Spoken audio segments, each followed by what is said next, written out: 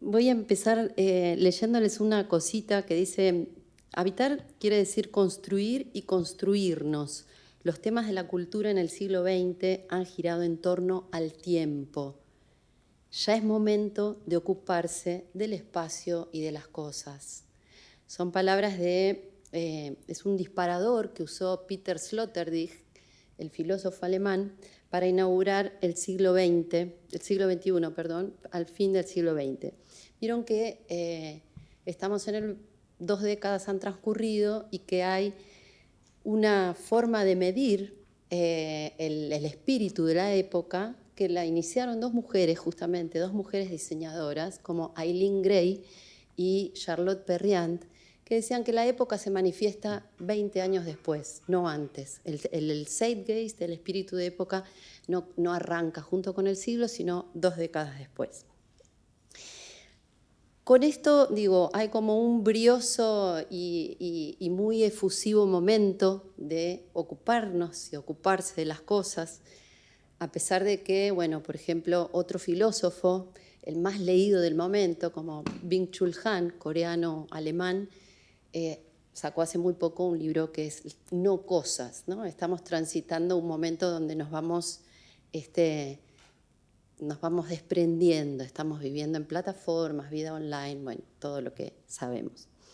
Entonces, por ahí este ímpetu, esta revisión tan fuerte que está sucediendo con las cosas, desde la filosofía, desde la narrativa, tenga algo muy fuerte, puede que sea algo así como una despedida, puede que haya una carga emocional importante.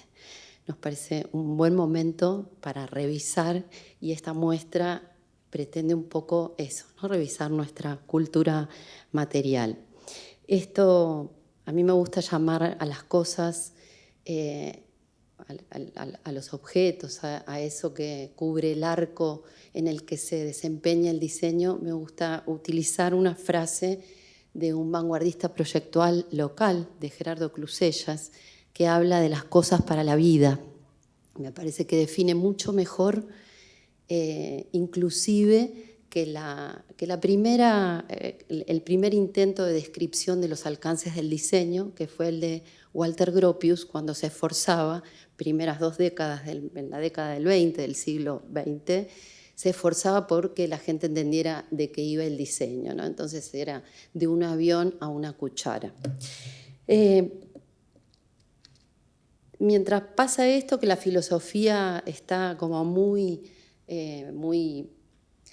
encendida con la revisión de las cosas y los nuevos materialismos y los estudios de la cultura material que se vienen a sumar a los estudios culturales, etc., no perdemos de vista que la disciplina que puso en foco y que lleva en el corazón, que tiene adentro a las cosas, es el diseño en todas sus ramas, aun cuando estamos transitando también una época en que esas ramas se difuminan, se blurean, ¿no?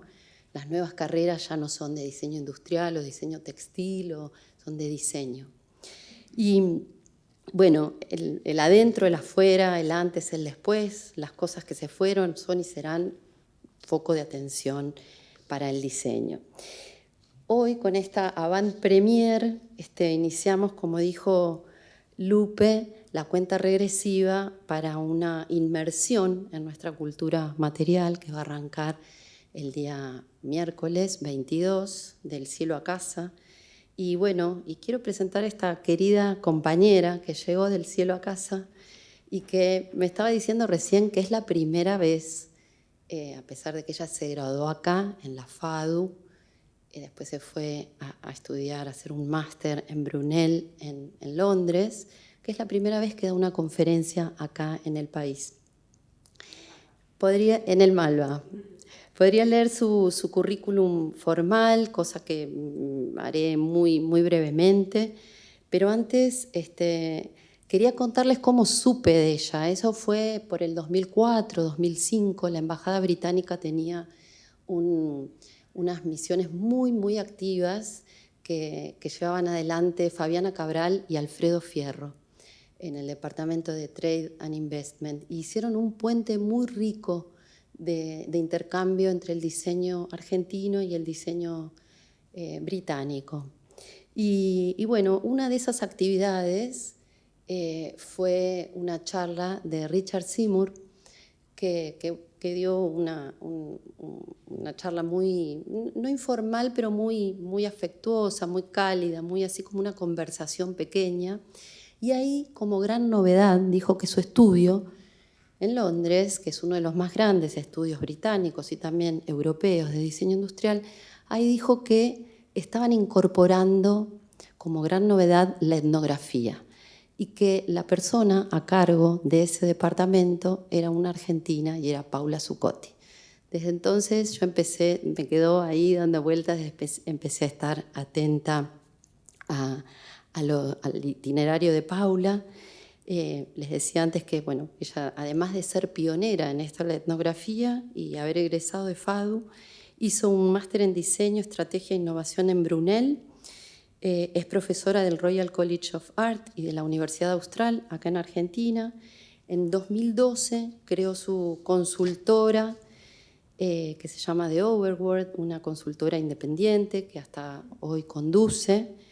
Y bueno, desde The Overworld sigue dirigiendo proyectos estratégicos de investigación etnográfica y de tendencias a escala global. Nombres, díganme uno y les digo Nike, Google, Burberry, Loewe, bueno, son muchísimas las marcas para las que ha trabajado. En 2015 publicó su primer libro, acá está su mamá, que estuvimos haciendo tráfico de libros, que es Everything We Touch, un inventario de 24 horas de nuestras vidas con todo lo que tocamos, por esta misma situación de que nos estamos despidiendo de las cosas. Bueno, ella nos va a contar ahora su recorrido en la etnografía desde el diseño, que es, lo que más me gusta es que es como un viaje a los usuarios del mundo, un acceso muy privilegiado a la intimidad de lo cotidiano, de las personas, un ojo atento, sensible, emotivo, como este ojo que Paula diseñó para incorporar la mirada etnográfica en la muestra que la semana que viene estamos inaugurando. Así que muy bienvenida, además de un honor, es una alegría, Pau, tenerte acá.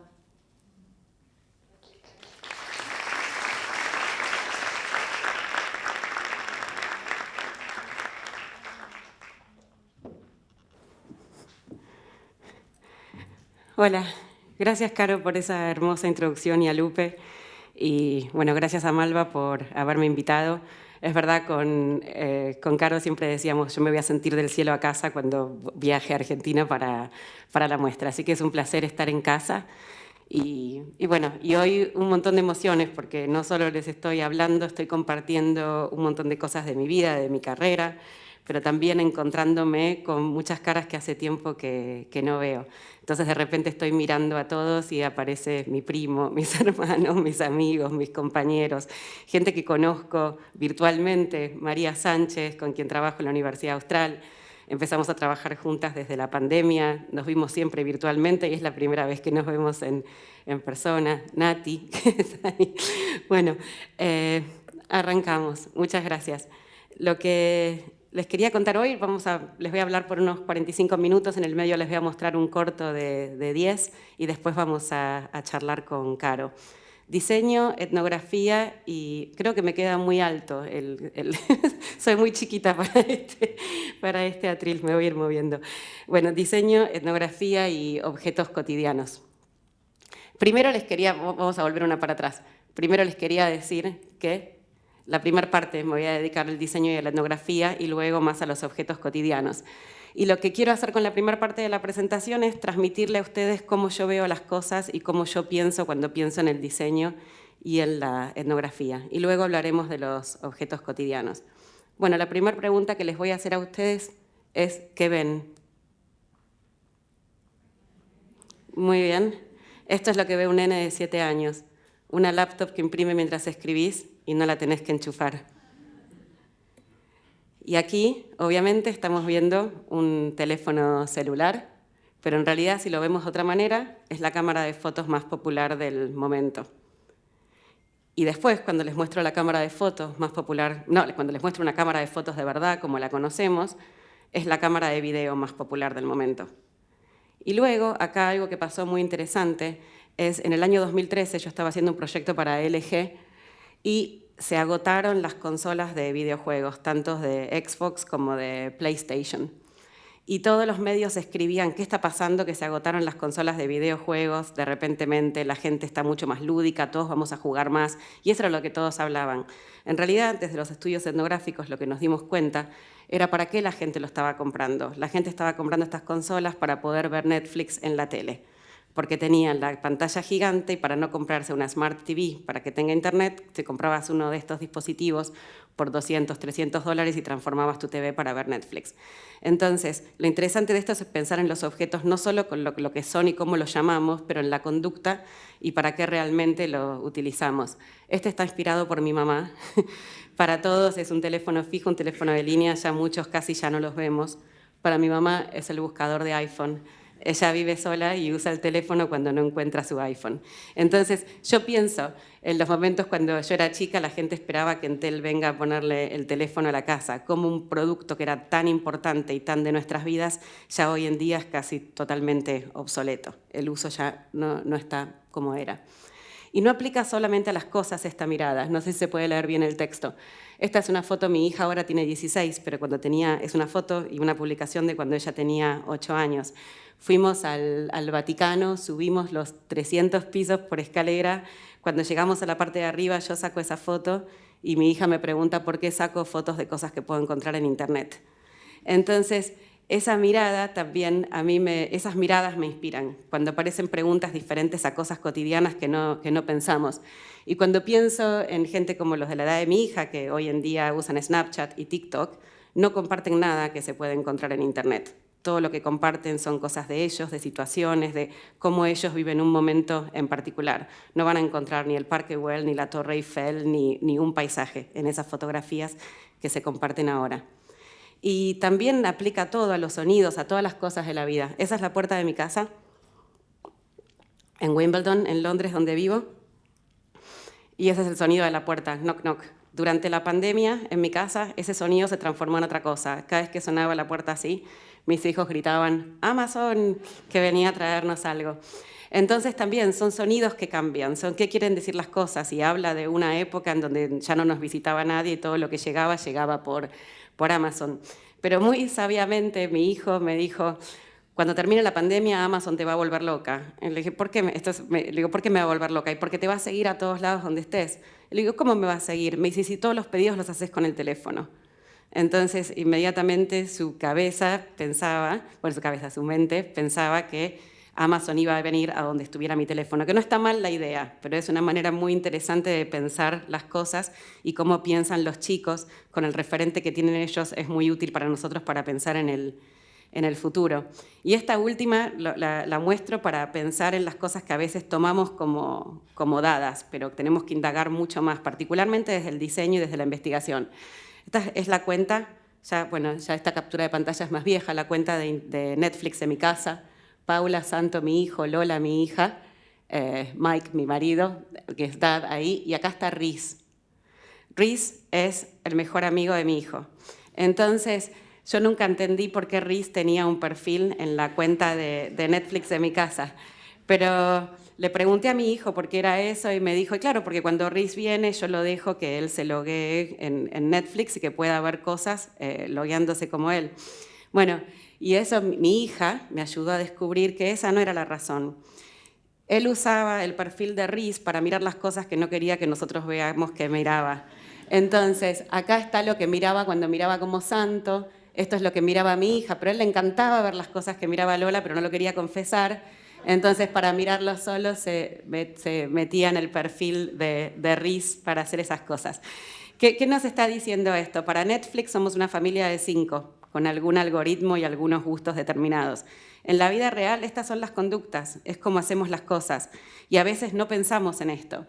Y en realidad no es nada diferente a los cassettes o CDs o discos que ponías en display y los que tal vez guardabas porque te daba vergüenza que escuchabas. Pero así es como nos movemos con las cosas y si bien la tecnología cambia, las cosas cambian, nuestras necesidades y nuestras emociones siguen siendo muy parecidas. Él no tiene esa memoria de los CDs, los discos y los cassettes, pero lo hace desde ese lugar. Entonces no vemos las cosas, la famosa frase, como son, sino como somos nosotros. Y para eso es para lo que yo uso la etnografía, porque la etnografía te deja ver las cosas desde el otro punto de vista, que para mí es el más rico, que es el punto de vista de otro. Entonces lo que yo hago en todos los estudios etnográficos es ver cómo los demás miran las cosas, y cuanto más diferente a mi perspectiva es, mucho más rico. Bueno, hace 20 años que estoy chusma, curiosa, metiéndome en las casas de todo el mundo alrededor del mundo, mirando cómo hacen las cosas, cómo se conduce la vida diaria, cocinando, lavando ropa, planchando, manejando, haciendo cuentas bancarias. Y esto lo empecé, como dijo Caro, en el 2001, cuando entré al estudio de Seymour Powell, y el de la izquierda es Richard Seymour, a quien Caro se refirió. Unos capos del diseño total en la FADU, estudiábamos con el libro de Dick Powell, que era el famoso libro de técnicas de representación, que te enseñaba a hacer renders cuando todavía no teníamos las desventajas de poder dibujar todo con la computadora. Entré a trabajar al estudio de ellos cuando estaba haciendo mi máster en Brunel, hice una pasantía. Y bueno, el estudio estaba lleno de diseñadores industriales, pero yo quería hacer algo diferente, quería ser parte del estudio desde otro lugar. Cuando estaba haciendo mi máster en Brunel, un día encontré, bien al principio, un artículo en una revista, que era una revista llamada Viewpoint, que se llamaba Design Ethnography. Y el artículo hablaba de que empresas muy pioneras, como en ese momento Xerox, Intel y Apple, estaban empleando antropólogos para mandarlos a estudiar culturas en lugares diferentes donde ellos no conocían. Entonces, en vez de diseñar productos desde Estados Unidos al mundo con una mentalidad simplemente Estados Unidos, lo que hacían era iban y estudiaban culturas que les eran ajenas en Asia, en África, y con eso aprendían para diseñar productos que tengan más alcance global. Entonces, eso a mí me inspiró muchísimo porque reunió todas las cosas que a mí me gustaban la cultura, me gustaba estudiar lo que hacía la gente, me gustaba el diseño. Entonces empecé a investigar, en Seymour Powell no hacían eso, y le propuse a Richard y a Dick traer la etnografía al estudio, cosa que, bueno, que les encantó. Me dijeron, sí, escribí. Yo les dije, bueno, si hacemos eso, voy a escribir mi tesis en etnografía. Escribí mi tesis en eso y después me quedé a trabajar con ellos cuando terminé el máster. Y acá ven todo lo que diseñábamos, sea una silla para una escalera, productos para, bueno, el auto, la bebida, la plancha, teléfonos celulares, acá también está teléfonos celulares, remedios para niños, televisores, control remotos, aceite para el auto, cámaras, helados. Todo lo que se diseñaba tenía una etapa inicial de entender cómo la gente usaba los productos y si esos productos no existían, cómo la gente llevaba a cabo la vida cotidiana. Y eran años donde al principio nadie estaba mirando lo que estábamos mirando nosotros. Entonces al principio nos sorprendíamos con cosas muy simples, pero podíamos cambiar los productos de gran manera, como que la gente ponga las cremas boca abajo para poder sacar lo que tenés adentro de la crema, que no puedas nunca cerrar la bolsa de pan, que sea un problema, que todos los packaging necesiten ganchitos, que compres productos para poner en display y no uses. Esto era interesante, estaba trabajando con Dove en ese momento, y Dove era, por supuesto, la barra de jabón más premium del mercado, y era la más cara y la mejor de todas en comparación al resto. Pero en realidad cuando vas a o sea, Dove piensa que es premium y sí, es premium en su categoría, pero cuando vas a la casa de alguien y ves que el jabón Dove está guardado al lado del insecticida, te das cuenta que el producto no es tan premium desde ese lugar, sí es premium como barra de jabón. Entonces era de verdad ver cómo los productos se comportaban en la casa de la gente, más allá de lo que la publicidad o la marca pretendía o decía que el producto fuera. Este es un proyecto que hice para India, para Jabón Lux, otro jabón. Gracias a Jabón Lux recorrí el mundo, fue muy lindo eso. Y una de las cosas que nos contaba Lux eran que en India había una conexión muy sensorial con los jabones y que cada uno tenía un jabón diferente en la familia, el que la gente se compraba jabones de los sabores y olores más sofisticados. Lo que descubrimos en el proyecto era en realidad que cada uno lo hacía para identificar su jabón. En una misma casa vivían familias nucleares con muchos integrantes y hacían eso para saber de qué jabón era cada uno. Pero si no lo ves, no lo entendés y ves la historia de otra forma. A mí no me interesaban los productos en el supermercado, ni en punto de venta, ni cómo parecieran cuando están perfectos. Yo los quería ver en las casas, en la vida real, cuando abrís el cajón y se te caen, cuando se rompen, cuando no puedes sacar lo que tenés adentro. Y después, en esos años de Seymour Powell, la etnografía fue evolucionando. En los ejemplos que les mostré hasta ahora eran muy de usabilidad. Era cómo usamos una plancha, cómo usamos un teléfono, cómo usamos una aspiradora. Luego me pasó algo que en el año 2011 hicimos los videos, se publicaron en el 2012. Estaba trabajando con Nokia y estaba haciendo un proyecto con Nokia en Seattle y el cliente de Nokia vino conmigo al proyecto y era todo por teléfonos, hablábamos de botones, servicios, diferentes estilos de teléfonos móviles.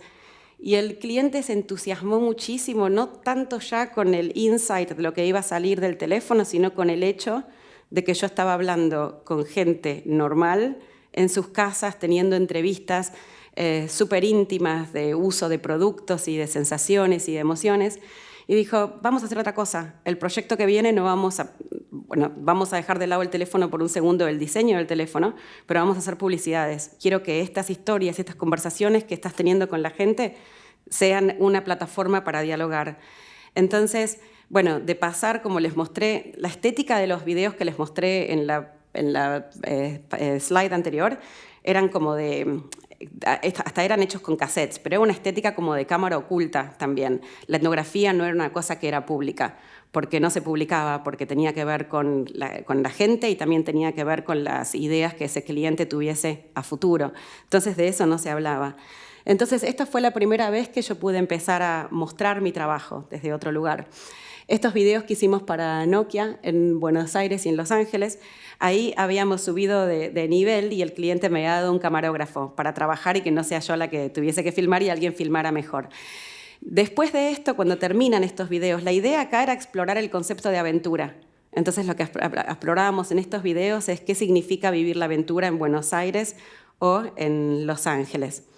Pero después, otra persona en Nokia vio los videos y dijo, tenemos que hacer esto ahora los vamos a usar para entender a grupos de personas en los que estamos interesados y queremos saber qué les pasa, qué sienten, qué quieren. Y hicimos un proyecto en Estambul y en Shanghai, donde acá yo ya tenía un equipo, tenía 2 camarógrafos, tenía sonidista, tenía una camioneta, tenía un equipo terrible, tenía un equipo de producción y la posibilidad de contar historias más grandes. Y a lo que se le había ocurrido al cliente era, en ese momento ya Nokia tenía mucha más competencia, el mercado ya se les estaba achicando también, ya estaba Apple, estaba Samsung, era mucho más competitivo. Ellos querían concentrarse en el grupo creativo, la gente creativa como su target. Entonces el proyecto era lindísimo, no había que hablar de teléfonos, había que ir a hablar de lo que era ser creativo. Y lo interesante fue que eligieron 2 ciudades muy características, Shanghai y Estambul, características porque querían entender la creatividad en el marco como del caos y de la complejidad. Y en China, los chicos que entrevistábamos, que tenían entre 20 y 30 años, eran los primeros, no los primeros hijos, pero eran los primeros en alcanzar a esa edad de la política de hijo único. Entonces también era interesante cómo eso marcaba su desarrollo con la creatividad. No por ser el hijo único, un hijo único, todos eran hijos únicos. Entonces cómo se movía una sociedad creativamente cuando era así. Y en Estambul también se estudiaba la complejidad de dos continentes encontrándose en un lugar, estaba Asia, estaba Europa, estaba la tradición y estaba la modernidad. Entonces acá ya no estábamos hablando tanto de un teléfono, sino estábamos hablando de una cultura y de una subcultura y de un grupo de gente y cómo ellos se manejaban y se movían con su contexto. Y así, cuando me pasó, después de que hice esos videos, lo quería decir ahora, me olvidé, lo voy a decir ahora, fue cuando renuncié a Seymour Powell. Y renuncié porque sentí que podía contar historias y que podía trabajar haciendo otras cosas más allá del diseño industrial. No que el diseño industrial me limitara, pero sí todos los proyectos que yo hacía siempre tenían que terminar en un diseño de un producto.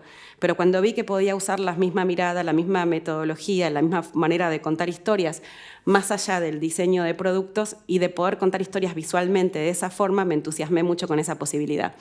Bueno, estos son de los proyectos más recientes que estoy haciendo y son siempre entendiendo qué nos pasa y entendiendo nuestras emociones. Acá, en este proyecto que hice en Alemania, el Reino Unido y Estados Unidos para Hyundai, fue cuando Hyundai estaba por lanzar el primer auto deportivo, que era el N. Y Hyundai no tenía autos deportivos ni autos ni pisteros tuneados de ese estilo. Entonces, el proyecto era entender qué se siente manejar un auto así. Entonces, yo siempre digo cuando hablo de la etnografía que no se trata de entender al otro, sino de entender cómo el otro entiende. Entonces, eso es lo importante, porque entender al otro sería decir, es el típico pibe que le gusta manejar ese auto, ya lo entendí, lo catalogué. Pero entender cómo el otro entiende es entender que sentís el auto, cuando el auto se mueve lo sentís en las caderas, que se te eriza la piel, que te pasa algo en el pecho cuando manejas el auto de esa forma. Entonces, todos estos proyectos son para entender ese tipo de cosas también más sutiles. Entonces, estos son los clientes para los que trabajo y trabajé. Y lo que muestro de esto, es lo que a mí me gusta, es la diversidad, que un día podés estar haciendo perfumes y maquillaje para Dior y después al otro día aceite para el auto para Castrol. Y a mí me gustan todos, porque cada uno me lleva a un mundo diferente que no conozco. Y de las cosas que hice y de los lugares a donde fui, hice restaurantes, jabón, maquillaje, teléfonos, cámaras, mayonesa, un proyecto de mayonesa que me encantó alrededor del mundo, comida congelada, whisky, televisiones, joyería, heladeras, desodorantes. Pero lo interesante, pavas, lo interesante es que últimamente todas las preguntas que me hacen son the future of. Todos los clientes, en vez de, antes te pedían que diseñes una tele, bueno, no diseñes, que hagas la investigación para una tele, un control remoto. Hoy en día las preguntas es, ¿cuál es el futuro del entretenimiento? Nadie te va a decir, quiero diseñar una tele, porque la gente ya tiene miedo de decir esas cosas, porque no sabemos a dónde las cosas van. Y lo interesante de estas preguntas sobre el futuro, todos los clientes me preguntan sobre el futuro, ¿cuál es el futuro de, si alguien se imagina, cuál es la respuesta a esto? En realidad, lo que me están pidiendo es entender el presente. O sea, eso es lo que esconden esas preguntas sobre el futuro. Porque cuando no entendés el presente y no entendés dónde estás parado, es muy difícil pensar en ese futuro. Y lo interesante de este presente es que tiene muchísimos puntos de vista. Entonces, por eso es que no podemos entenderlo. Entonces, la etnografía es clave para entender el presente, porque nos da todo, porque el presente no es uno solo. Entonces, desde ese lugar lo podemos entender. Y yo siempre digo, cuando los trabajos que hacemos con los estudiantes, que hay algunos por acá, es entender el presente desde diferentes puntos de vista. Volver al pasado, buscar patrones, identificar cambio, para así poder pensar y proyectar el futuro con imaginación y sabiduría. Cuando entendemos dónde estamos parados y cuando entendemos un punto de vista que no es solo el nuestro y vemos los demás, ahí es cuando podemos empezar a pensar en futuros escenarios. Y les voy a dar un ejemplo acá que habla también no solo de mi edad, sino de cuánto hace que vengo haciendo esto. En el 2001 estaba haciendo un proyecto para Samsung. Y esto, o sea, piensen, para algunos, para los chicos más jóvenes, los estudiantes de ahora, tal vez este setup es bastante antiguo. Pero ¿se acuerdan cómo vivíamos? Teníamos la tele, con teníamos el equipo de música, teníamos los parlantes, teníamos un montón de cajas, la del satelital, la del DVD, la de los juegos, la de la videocasetera. Teníamos como 4 o 5 control remotos. Algunos todavía tal vez los tienen, pero... Y esto era todo lo que era relajación, mirar la tele, escuchar música. Y también teníamos, en otro lado, algunos tenían oficina en su casa, otros no, pero teníamos las computadoras, que era todo lo link forward, lo que demandaba más atención. Qué poco convergidos estaban nuestros productos, que muchos tenían, no sé si se acuerdan, una tele chiquitita arriba en la esquinita del home office para mirar la tele. Entonces, ahora puedo mirar estas cosas, siempre se dice, en el futuro cuando miras para atrás es más fácil, pero teníamos un producto para cada cosa que hacíamos y estaba bien diferenciado. En el 2013 me tocó hacer un proyecto también para LG, pero la pregunta, como les dije, era el futuro del entretenimiento. Y en el 2013 me encontré con un paisaje completamente diferente al que yo conocía.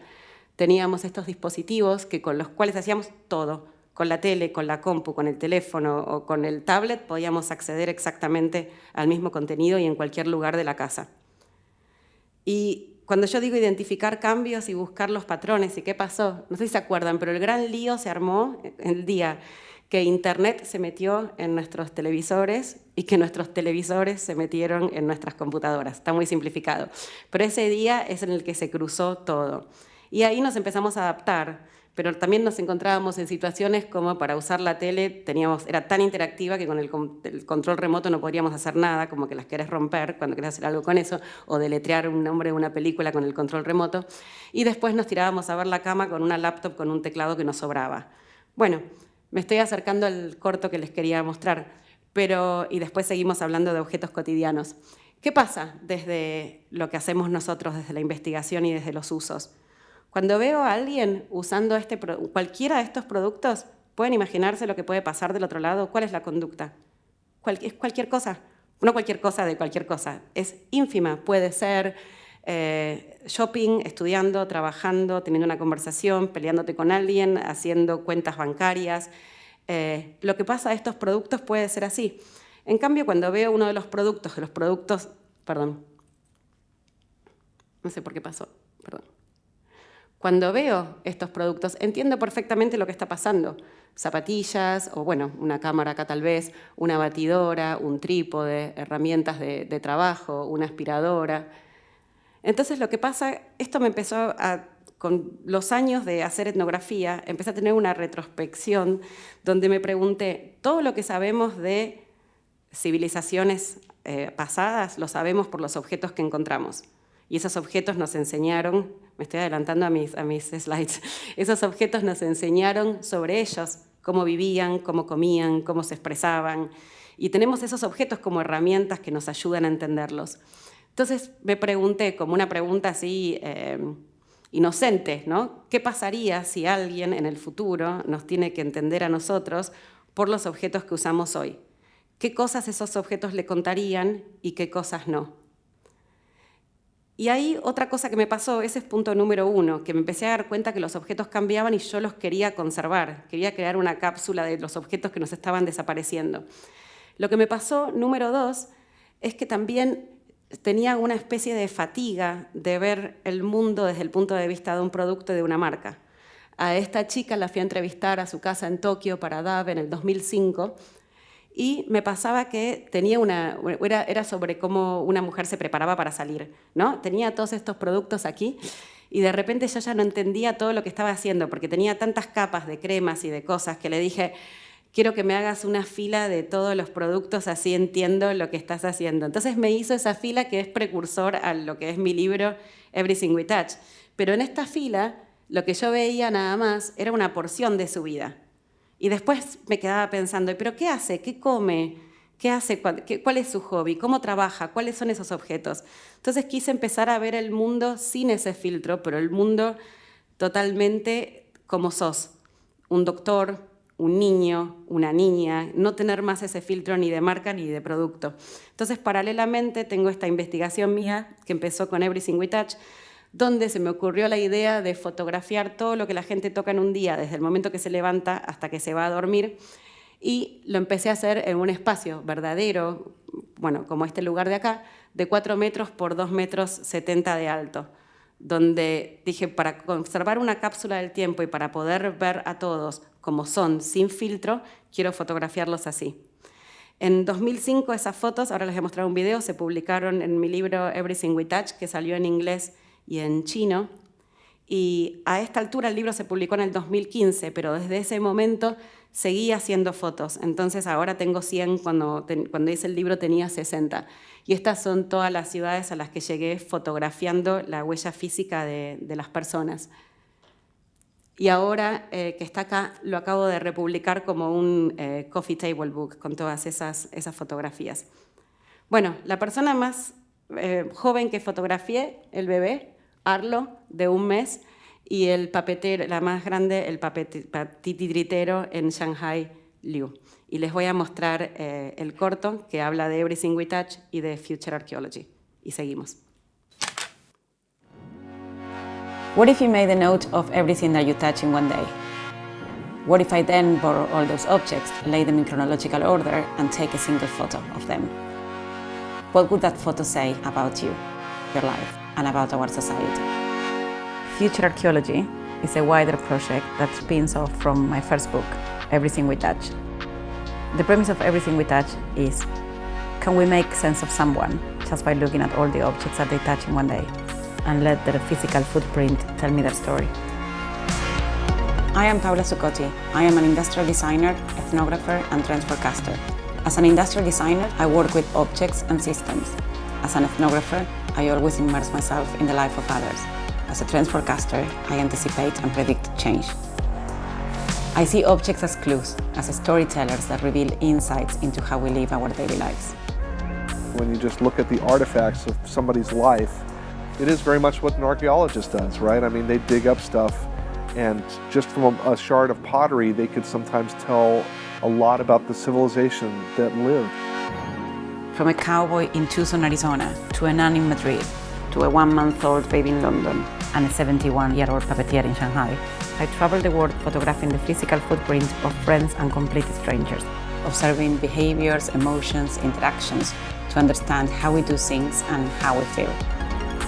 If one does what you've done and get people to collect the objects together of their one day in their life, anything that documents a specific moment of an individual has an incredible value, which will be intriguing for people in the future to understand how individuals conducted their daily lives. A bunch of different stuff back there, and just even little things that might seem strange, but like my knife, which I use every day cutting baling twine and pulling cactus out of horses. I look forward to seeing my horse every day, but it's just this content feeling. You know, I wouldn't want to wake up and do anything else. So I brought my saddle, my blankets and pads that go underneath the saddle, my horseshoeing tools, which are unique to that trade. I brought my belt, my favorite pair of boots, my good hat. You know, in the evening I'll usually have a beer, maybe a whiskey, so I brought some of that.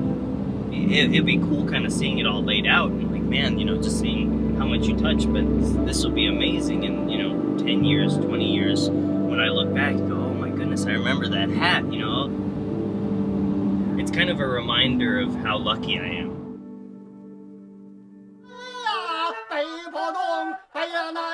这些东西，比如说一开始因为我喜欢就是器乐这方面的和皮影。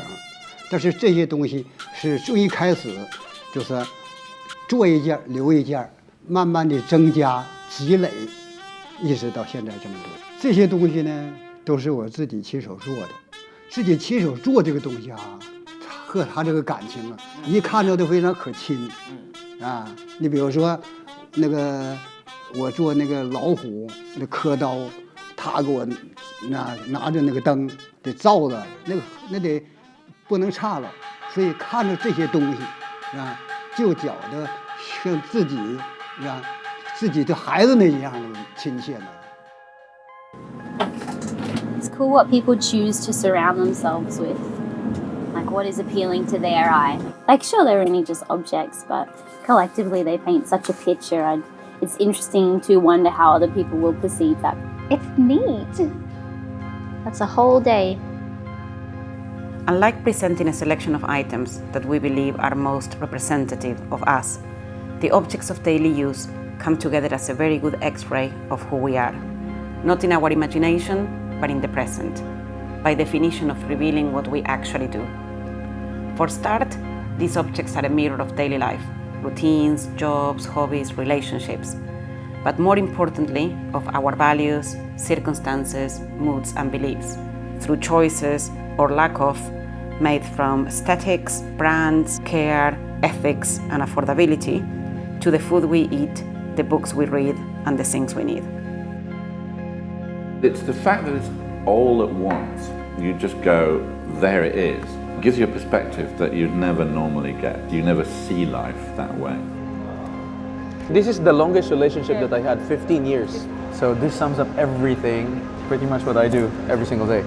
Paula has really put everything into perspective. This is what I do before I start my day. You have your remote control, you have the toothbrush, you have your toiletries, you have your blood pressure machine, because whenever you're working in the kitchen, because of the stress, we do get tired and we do take medicines. After all the glitz and glamour of being the chef of the restaurant, we're also normal human beings. I have no idea how she made my life look so nice on a piece of paper. There's a challenge in being able to show other people that these objects are yours, not in terms of property, but in terms of an extension of who you are, an extension of what you want to do in the world. I see Afro-Chic like everywhere, and I'm quite happy with that. I was never all that confident, but it was a journey. So clothes inspire me a lot, fashion basically, because I can just express myself, I can be colorful, it's very statement making. That's what makes a difference. You look at all those high-rise buildings, they have all the windows, and everybody thinks they have a different life, but actually not. You don't have many chance to look at yourself like that way, because you're so close, your soul and your mind, and it's me lay down there. In the same time, I'm outside to look at myself. You can tell a lot about how a person's feeling just through what they touch throughout the day. Okay, that morning when I'm waking up and I'm tired and I'm sitting there maybe smoking a cigarette and drinking a Red Bull, I know how I'm supposed to feel. I have to pull up my energy for these kids, and this is how my work goes, and this is how I have to be. It lets you reflect on your own life, and maybe if you need to, you make changes. But we have objects that have a complete narrative behind them, and that's why we keep them around. I have a lot of stuff like from my grandmother and all of these people who, they don't exist anymore, but their stories still exist because I have these objects. They're almost like totems for us. Someone else can look at it and say, oh yeah, that's the story of Jan's day. But there may be something on that block of objects that relates to something for them, and it clicks off their own memory narrative. I traveled to Madrid to meet Piedad, a cloister nun who hasn't left the convent in 28 years.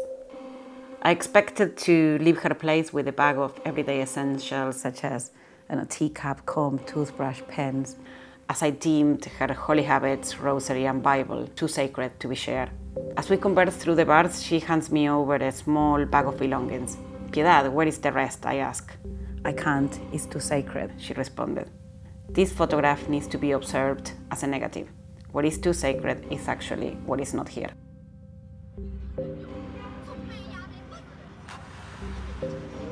También me imaginé cómo hubiera sido esta foto hace 30 años, de haber sido una ejecutiva de finanzas.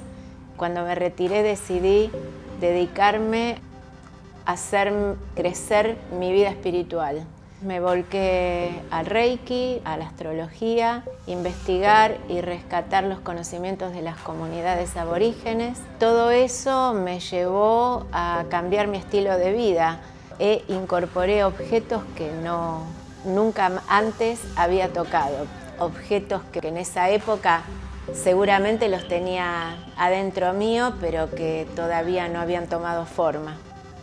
Bueno, sé que uso objetos que la mayoría de las personas ya no usan.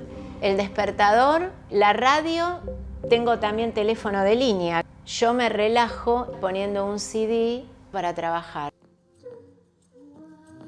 If this was 10 years ago, a lot of the stuff that is in here would be out on the floor there. My job didn't exist 15 years ago. The old days it would have been film, and I could have shown you film canisters and have cassettes or 8-tracks or records to put in the pile, and that all just gets used up here. So much of our lives are in digital space now. The portrait would be very different, wouldn't it, 10 or 15 years ago, the sort of things people would have had here. And I suppose the question then is, how in the future would such a portrait be rendered? Our everyday interactions are changing, and so is our physical footprint. And I want these photos to offer us a template to reflect on our future. I'm on a quest to create a time capsule of our lives.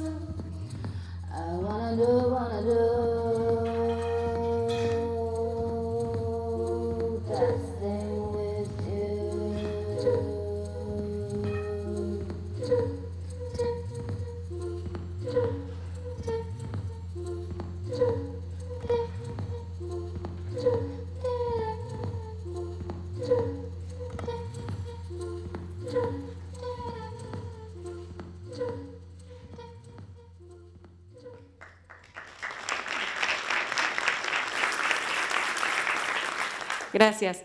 El filme es una versión corta que hice de 10 minutos para una exhibición que tuve hace poco, pero en realidad es mucho material que voy juntando y de todas las entrevistas que voy grabando y, no sé, algún día voy a hacer otra cosa con eso. Bueno, les muestro algunas fotos para hablar más en detalle de los objetos. Esta es la de mi mamá, que vieron recién. Mi mamá está ahí. Y a mí lo que me encanta de esta foto es hablar de los objetos que ya no existen, ¿no? Pero también es interesante cuando acá en Argentina seguimos usando el dinero en efectivo un montón, pero en otros países ya ni se usa. Entonces es interesante al tomar esta fotografía en otro contexto donde la plata ya no existe. Entonces hay cosas que ya van desapareciendo de nuestra huella física y que hablan menos de qué lugar somos. A veces es difícil en la foto entender de qué lugar una persona es. Mi mamá tiene CDs acá, como la vieron que los usaba, pero ¿saben qué interesante que es? No sé nada del gusto musical de las personas a las que fotografío, porque nadie toca música, salvo que pongas un récord. Entonces es algo que es una parte tan importante de cómo nos expresamos. La música, los libros todavía algunos aparecen, las músicas, las películas, y están desapareciendo de nuestra huella. Acá la foto, si no quedó claro, se lee en orden cronológico, o sea, desde cuando mi mamá se levanta, una línea, van bajando hasta que se va a dormir. Acá tienen un detalle muy lindo para todos los diseñadores, es el control remoto de mi mamá, que lo tiene cubierto en cling film para que no se engrase y no se le borren las letras, que son detalles lindos de ver cómo los productos de verdad son usados en las casas. Aquí lo vieron al titiritero de Shanghai. Lo que quiero decir de esta foto, que es muy interesante, es que todo lo que tiene este hombre en esta foto es de China y made in China, todo lo que tiene en la foto. Cuando yo estaba tomando su fotografía, después le tomé una foto a una chica más joven de 28 años, una artista, y ella llegó al estudio mientras yo estaba sacando la fotografía del señor. Entonces tuvo una reflexión ella de su propia vida comparada con la del señor. Y fue interesante culturalmente lo que me dijo. Me dijo, qué suerte que tengo, soy una ciudadana del mundo. Y le dije, ¿por qué, Nini, decís eso? Me dice, porque todas las cosas del señor anterior, me dice, son de acá, de China, hablan de otra época, de otro China nuevo. En cambio, las mías me hacen sentir una ciudadana del mundo. Pertenezco a los tiempos dorados de China. Y esas cosas, ellas las veía reflejadas en las marcas de los productos que usaba. Tenía un jean de Uniqlo, unas Vans, Le Baudelaire, y todos los productos de ella venían de un diferente lugar que desde su propio país, muchos de ellos. Esta la tengo acá para mostrarles porque esto es lo que toca un niño, una niña de 2 años. Es la que tocó más cosas que todos en el libro. ¿Y por qué es así? Porque a los 2 años tocamos todo, no tocamos simplemente porque lo necesitamos. Entonces es una etapa de descubrimiento y de exploración donde la curiosidad es lo que prima. Y bueno, obviamente el papá me ayudó a hacer la foto porque la nena de 2 años no lo iba a hacer, pero por ejemplo acá todos los DVDs, no es que los miró, los tiró todos desde el estante. Acá está la del cowboy que fotografié en Tucson, Arizona, pero lo que me gusta de esta foto, más allá de todo, es que estas herramientas no cambiaron más de 100 años, son las mismas. ¿Cuántos trabajos y profesiones ya hoy no se manifiestan en los objetos? En cambio, las de él siguen fiel a su estilo. Desde el punto de vista de las marcas, me encanta que lo último que toca cuando se va a dormir es Glenlivet Whiskey, American Spirit Cigarettes y Head and Shoulders y Dove Men.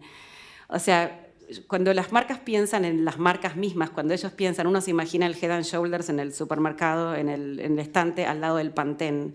Pero como yo me los imagino, es al lado de los productos con los que en realidad vive. Y esas son las cosas que como diseñadores tenemos que pensar. No solo el producto suelto, sé que lo pensamos en contexto, pero imaginarnos qué está haciendo esa persona cuando también está usando tu producto, porque forman parte de todo ese escenario. Con las cosas de esta persona, si hubiese ido con una segmentación de mercado del estilo quiero que encuentres a un hombre japonés de tal edad, no lo hubiese encontrado nunca. Por eso también este proyecto es una rebeldía de maneras tradicionales de ver a la gente.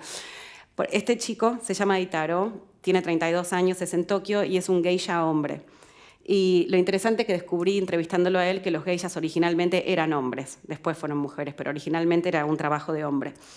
Y él se levanta, se va a trabajar, tiene sus jeans, juega al PlayStation en el colectivo, practica, lee las revistas, pero después, cuando llega a la casa, se transforma en la persona que era su mamá. Su mamá se murió de cáncer muy repentinamente y lo dejó a cargo de una casa geisha, con 20 geishas en la casa.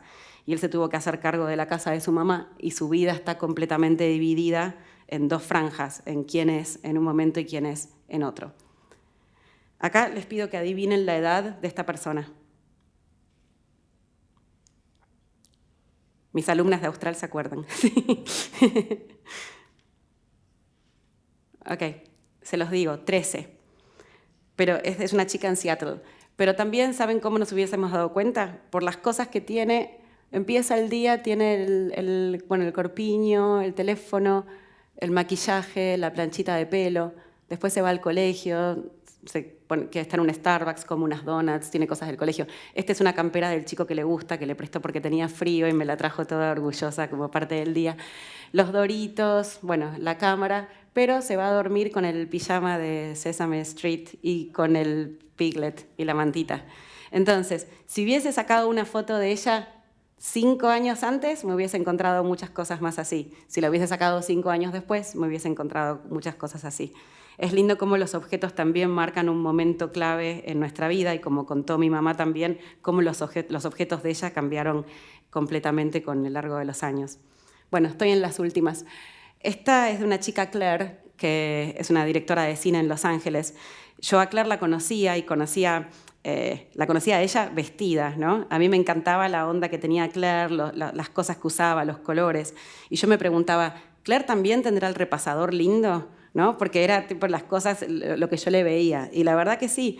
Hay mucha gente que cuando entras a su mundo de objetos están totalmente curados por diferentes factores, y les voy a mostrar 3. Y el de Claire era una cosa consistente de colores, de materiales, de una paleta también, y de las cosas que ella compraba y las que a ella éticamente le parecían correctas para comprar. Lo interesante de esta foto es, acá ven 2 computadoras y ven esta cámara de fotos, y ahí hay un iPhone 4. Si yo les muestro esta foto en 15 años, lo que les va a parecer a ustedes fuera de lugar son las computadoras, la cámara y el teléfono. Pero la tabla de picar, el cuchillo, otras cosas les van a parecer súper normal. A veces cuando pensamos en el futuro pensamos en la tecnología, pero en realidad esos son los objetos que no van a estar. Los que van a estar son esos que están siempre. Otra manera diferente de relacionarse con los objetos, esta chica es de Nottingham, tiene 20 años y es increíble, todo lo que tiene en esta foto está éticamente considerado, todo. Casi no hay plástico. Bueno, está la goma de la bolsa de agua caliente que la usa para conservar energía. Se mueve en bicicleta y en transporte público. Toda la ropa que compra es de segunda mano, no compra nada directamente de una tienda. El shampoo que usa es shampoo seco en cubitos, el cepillo de dientes es de bambú, la comida que come es vegan, la computadora, el cubre de la computadora está hecha con los chalecos de los refugiados, hechos por refugiados. Todo está considerado. Y tiene algo también muy interesante que acá tiene, que tal vez no lo llegan a ver, es un diario íntimo que ella se inventó, que es un diario íntimo que se llama Goosebumps, que es piel de gallina. Entonces, que es un diario íntimo donde ella anota las cosas que le dan piel de gallina. Entonces, es una manera de conocerse a sí misma. Entonces, cada vez que algo le produce esa sensación, lo anota en su diario. Súper conectada con todo lo que hace. Algo interesante que hago con mis alumnos cuando les muestro esta foto, les digo, ¿de dónde es esta chica? Enseguida gritan de Canadá a veces. Entonces es como que no hay que pensar tan rápido. Hay que pensar, tal vez si vivís en Canadá y sos de Canadá, no vas a estar caminando con los guantes de Canadá. Pero bueno, es como pensar esas cosas y hacer conexiones. Y después la última de estas es una chica que todo lo que compra lo customiza. Todo lo hace a su forma. Se compra 2 pares de leggings y las corta a la mitad y se hace una combinación. Se compra 2 zapatos y usa uno de cada color. Se compra unos bowls y les dibuja unos pezones del lado de abajo, a estos que están acá. todo lo que tiene, la agenda, todo le pone algo y le pone su toque de color. Bueno, como les dije, publiqué las fotos en el libro, después vinieron un montón de oportunidades de hacer proyectos muy lindos donde ya no era mi idea, pero alguien me invitaba a hacer algo. En Jerusalem Design Week me invitaron a hacer un proyecto donde la idea era fotografiar personas que son de diferentes lugares de la ciudad, que por cuestiones políticas y sociales no se cruzan, y religiosas. Y en Dubái era otra también consigna de estudiar el multiculturalismo. Y acá están las fotos que saqué en Israel. Esta era la consigna y eran gente que estudié y entrevisté junto con Jerusalem Design Week. Esta era una profesora árabe del este de Jerusalén, acá un judío ortodoxo, una activista de Palestina, una chica de un convento y un señor del ejército. Y era interesante tener a los 5 y estar haciendo todas las fotos en simultáneo y ver qué objetos coincidían y qué objetos no. Desde la religión, lo más interesante era que el ortodoxo era el que tenía la mayor cantidad de objetos que hablaban de una religión, cuando otras religiones no tenían tantos a la vista. En los Emiratos Árabes, una de las cosas que estudiamos era cómo 2 chicas de la misma edad, una lleva un estilo de vida moderno y la otra de un estilo de vida tradicional, y eso se refleja también en todos los objetos que usa. Y después lo que es Dubái, que es una sociedad compuesta de gente de otros países. Entonces, ¿cuántos de esos objetos son tuyos de Palestina, o de Dubái, o de Irak, o de India, Siria, Saudi Arabia o Filipinas? Y ver las cosas cuando te mudas a otro país, qué cosas conservas de tu cultura y qué cosas ya no. Bueno, hice una publicidad para Skoda, el auto. Y estas son cosas lindas que surgían luego de Everything We Touch, porque alguien veía el proyecto y quería usar la idea de contar cosas con objetos.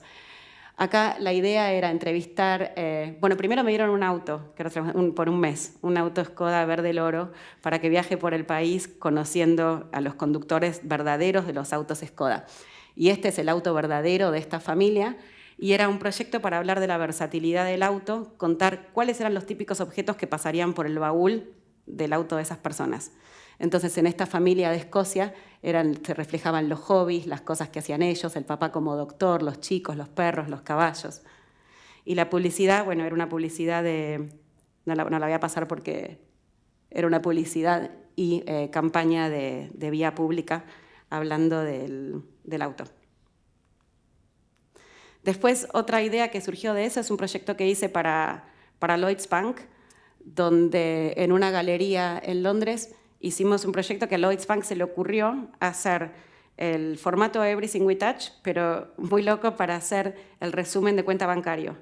Entonces me dieron resúmenes de cuentas bancarios de personas NN y yo tenía que reconstruir su vida al estilo Everything We Touch. Y era una campaña de concientización donde decía que el 87% de los británicos se preocupaban por sus finanzas, pero nunca miraban para atrás y reflejaban en lo que habían gastado. Entonces la idea de la campaña era reflejar en los gastos. Bueno, y estas son algunas de las fotos que hice para ellos. Y esto es una exposición que tengo ahora en Londres, en el centro, en este edificio que está en la salida de la estación Tottenham Court Road, donde en esto, que es una de las pantallas más grandes, súper inmersivas, se proyectan las fotos de Everything We Touch, y en la otra pantalla se proyecta el corto de 10 minutos que les mostré hoy. Pero es un lugar muy novedoso, es nuevo, es de arte público, y puedes pasar camino. Es como ver un Piccadilly Circus, pero con techo, o un Times Square. Ahí están las fotos de este. Bueno, voy a cerrar con los esenciales de cuarentena. ¿Quién participó acá en este proyecto? Bien, veo un montón de manos. Buenísimo. Bueno, ¿qué pasó con los esenciales de cuarentena? De repente todos estos cambios, a todos nos pasó lo mismo. Hay una frase que era que estábamos todos en el mismo tornado, pero diferente bote, el mismo tornado. Bueno, entonces todos estábamos en esa situación.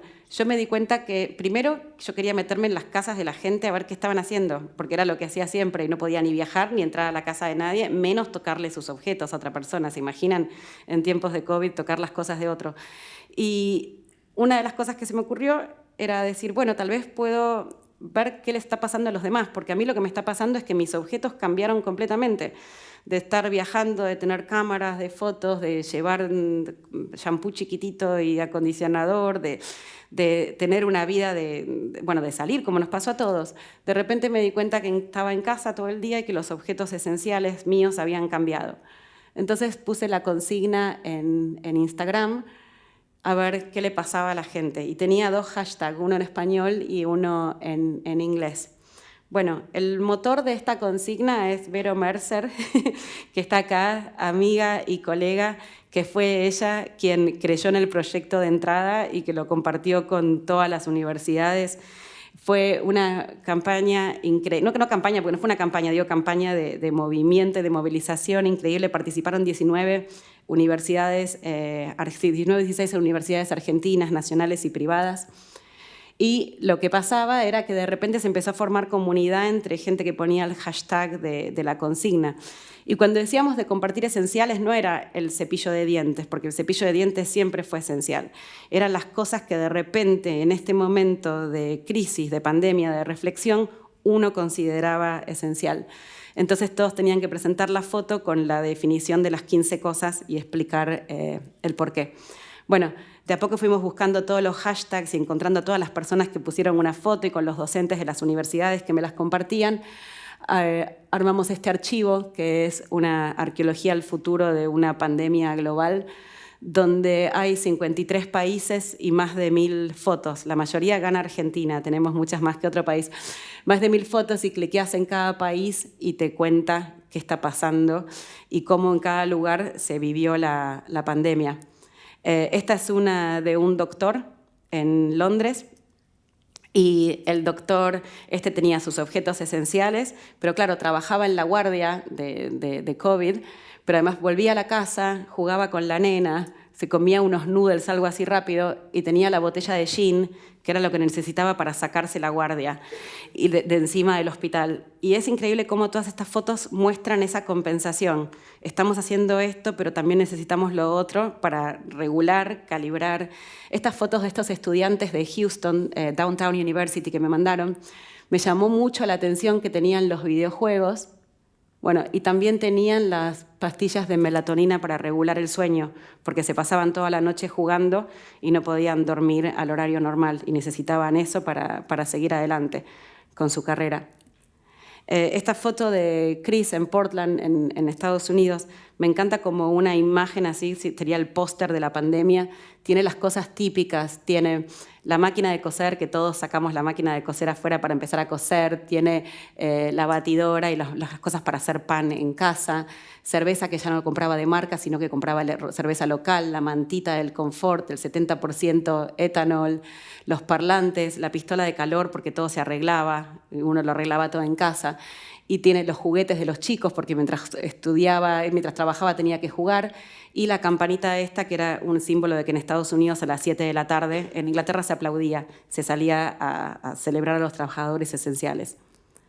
Esta es una foto de Buenos Aires de una chica Silvana, pero me encantó, díganme si no se acuerdan de esto, la estación de desinfección de entrada y salida de la casa. Tiene acá el desinfectante, las bolsitas para llevar la cosa, el dinero adentro de un sobre, la mascarilla y esto. Es increíble cómo en algún momento vamos a mirar para atrás, pero acá tenemos el archivo de los objetos que eran esenciales.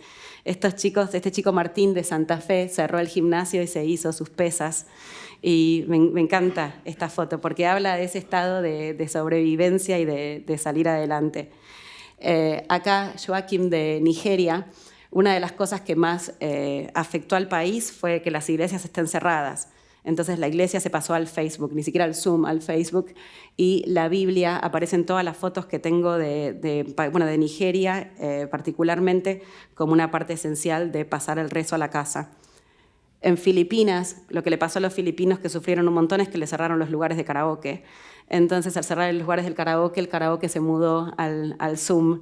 Entonces, acá entre los objetos esenciales aparece Bohemian Rhapsody de Queen, canción típica de karaoke. Después el gobierno de Filipinas lo prohibió, hasta el karaoke en las casas para que no molestara a los vecinos.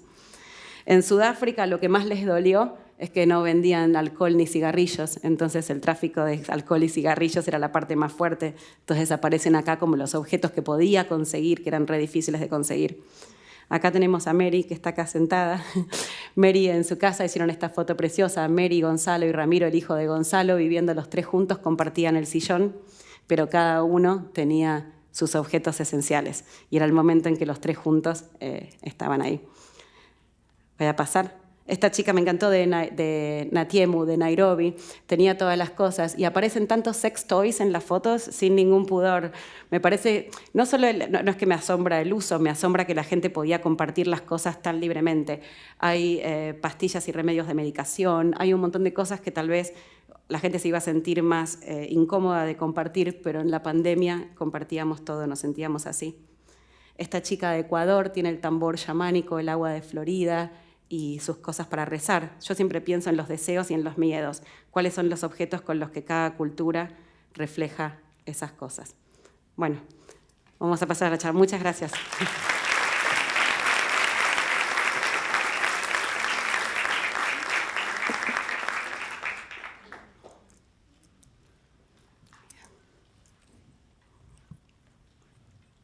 Si hablé muy rápido, perdónenme.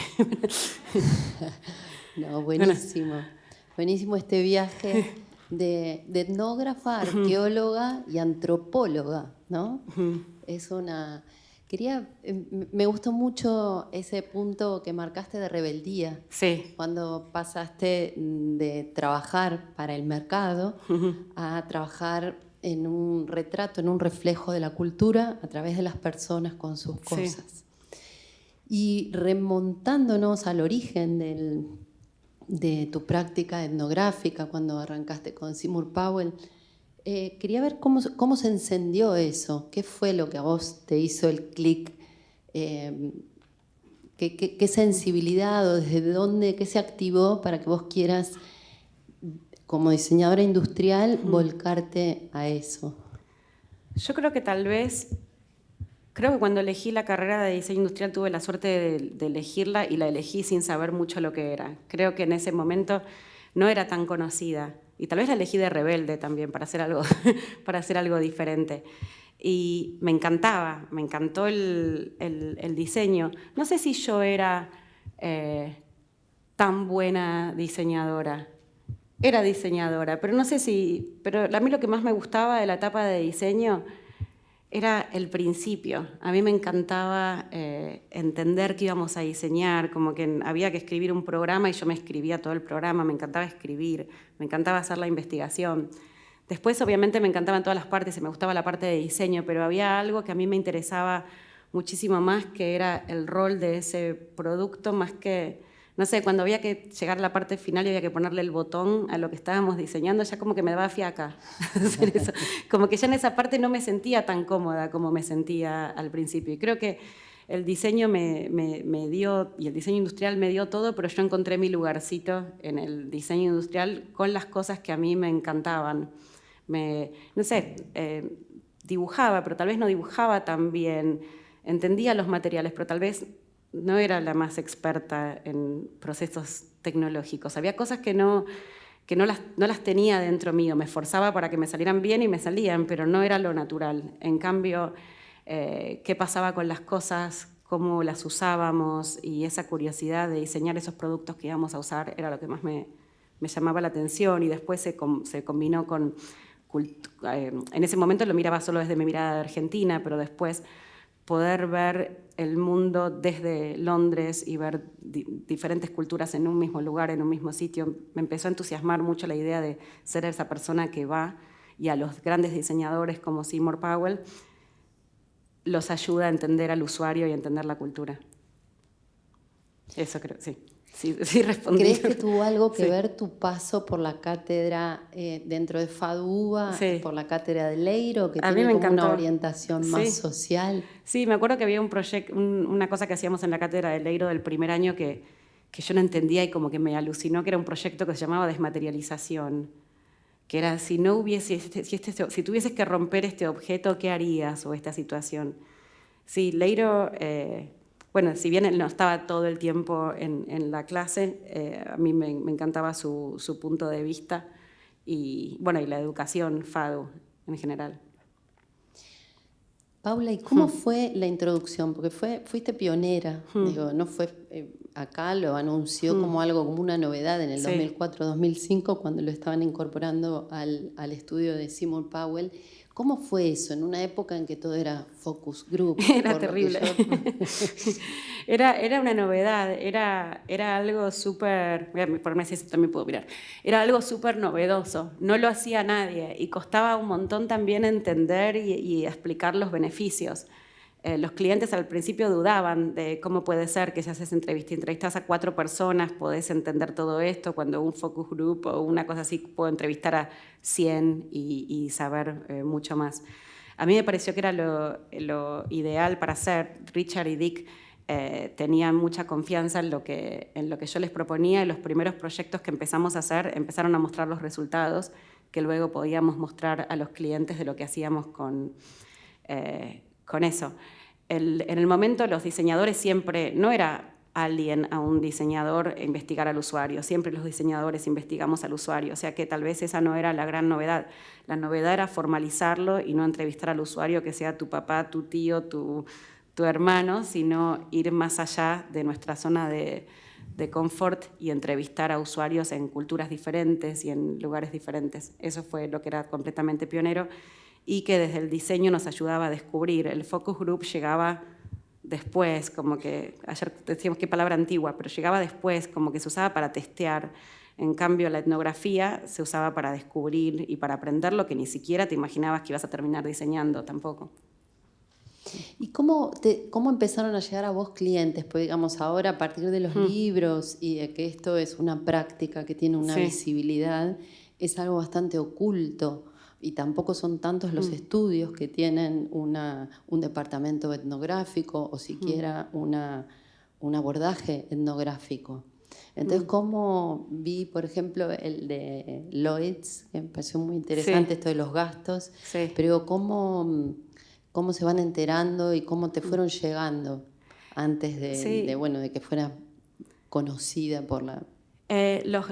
En realidad a veces como que me cuesta explicar las cosas diferentes que hago. Como que alguno, no sé, si McKinsey me llama es porque hago etnografía, pero tal vez no sabe que hago Everything We Touch. O el de Lloyd's me llama porque vi Everything We Touch, pero no sabe que hago etnografía. Vienen de diferentes lugares, pero lo que tiene de bueno Everything We Touch como plataforma y como libro es que primero como que me dio la oportunidad de poder hablar de las cosas que yo veía, porque de las cosas que haces para los clientes no se puede hablar generalmente. Entonces la oportunidad de poder contar mis historias que sean completamente independientes, completamente mías, no le pertenecen no están esponsoreadas por nadie. Entonces eso me dio posibilidad de poner las cosas afuera y que tengan acceso.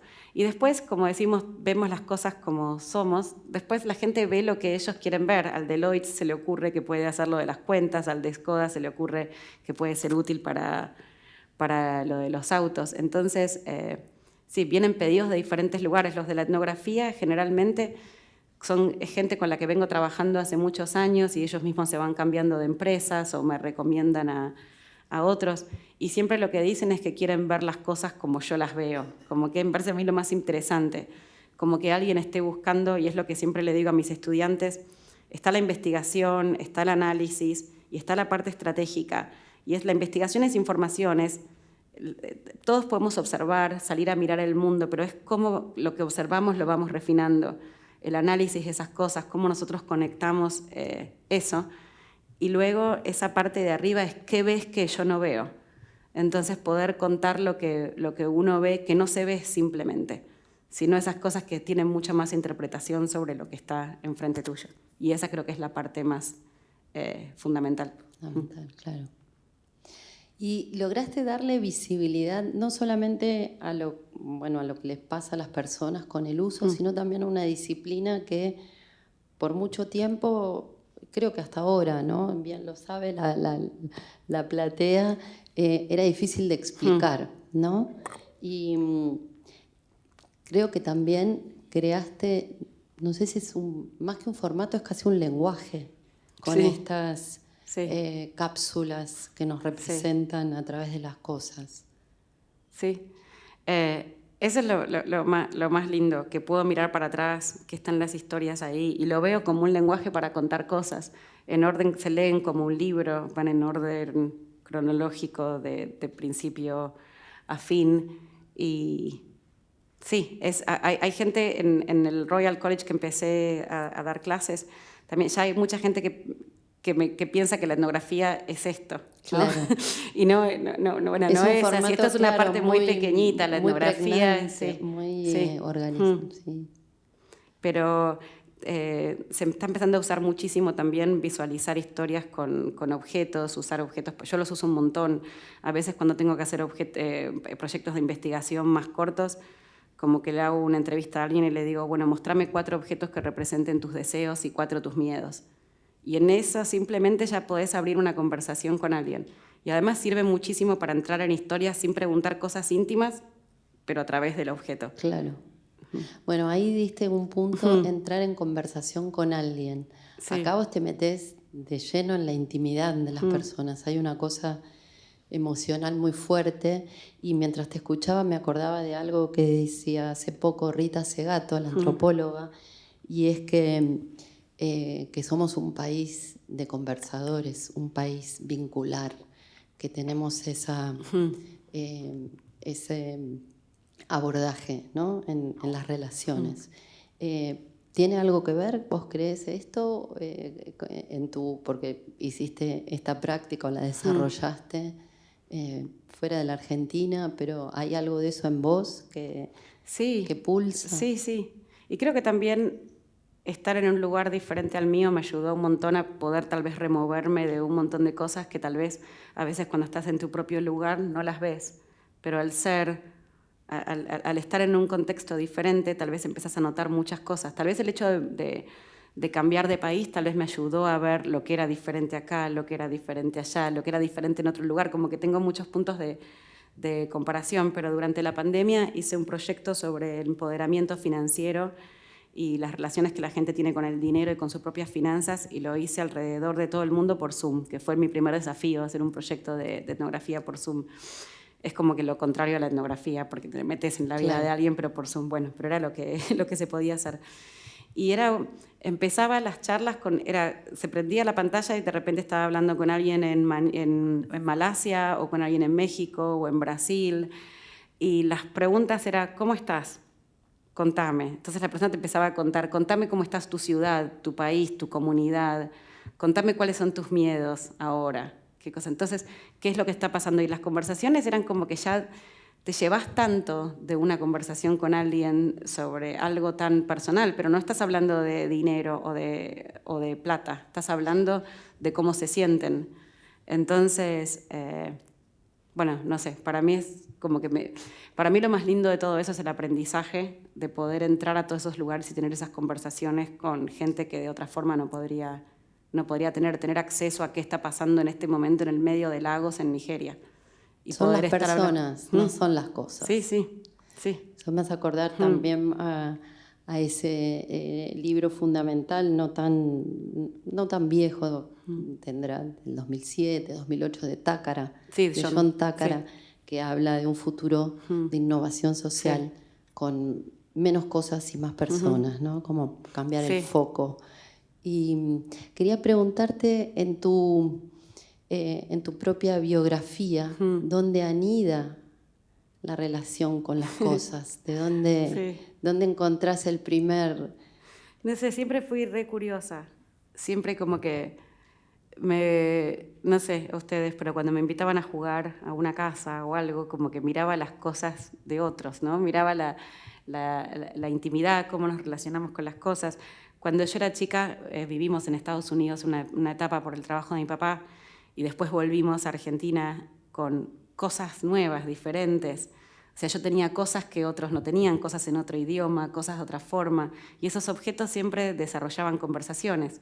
Ah, ¿por qué tenés esto? Ah, porque mi papá trabajaba en... Después, las casas de mis abuelos también eran... me emociona hablar de mis abuelos. Eran muy diferentes. Una abuela no tenía nada, la otra tenía de todo. Y no tenía que ver, es algo a veces no tiene nada que ver con una cuestión social o económica. Tiene que ver, a veces he ido a las casas más pobres en China donde no entras por la cantidad de cosas que hay. O sea, la cantidad de objetos no tiene que ver con eso. Pero una abuela no tenía nada en la mesa de luz, la otra tenía todo.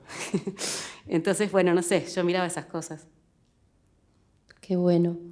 Y yo también me emocioné. Abueleras. Y quería preguntarte, alguien que llega a esos niveles de intimidad de las personas, sí. ¿no? O sea, entrar en su vida cotidiana, que te muestren y a desarrollar la mirada etnográfica como un trabajo. Cuando no estás trabajando, ¿ejercés la mirada etnográfica? Sí, con mis hijos, con todo el tiempo.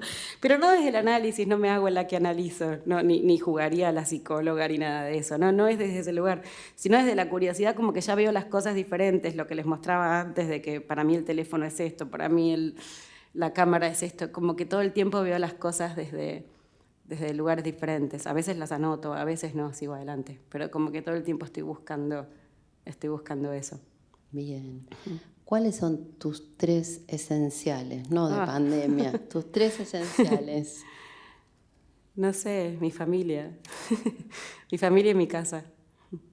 No, muy lindo. Bueno, muchas gracias. De nada. Abrimos a preguntas, a conversación.